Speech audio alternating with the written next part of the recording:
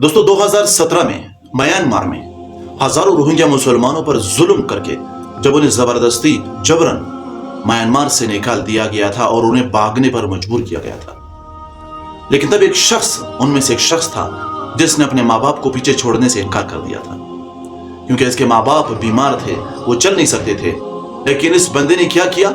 इस बंदे ने उनके बगैर जाने से इनकार किया और इस बंदे ने बांस की एक लाठी बनाई और उस लाठी के दोनों तरफ दो टोकरियों को लगाया और फिर एक टोकरी में मां को बिठाया और दूसरी में अपने वालिद को बिठाया और इन दोनों को साथ लेकर वो बांग्लादेश की तरफ निकल पड़ता है।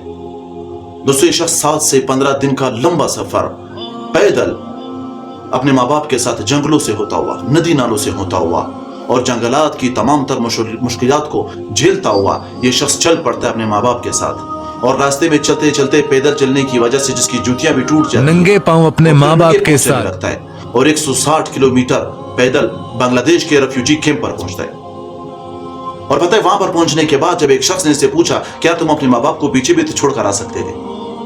इतनी सख्तियों के साथ, इतनी तकलीफों के साथ इतना लंबा सफर तय करने की क्या जरूरत थी? तुम्हारे माँ बाप बूढ़े थे, उनको वही छोड़ देते।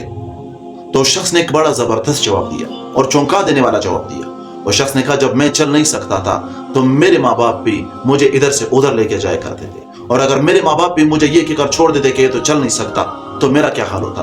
और आज जब उन पर ये वक्त आया कि वो चल नहीं सकते, इधर से उधर नहीं जा सकते, तो इस बार मेरी बारी थी।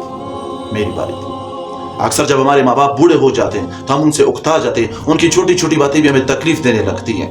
उनके बहुत सारे ऐसे काम होते हैं जो हमें उन्हें बार बार बताना पड़ता है, या ऐसी बातें होती है जो बार बार हमें बोलते हैं, उसकी वजह से हमें तकलीफ होती है।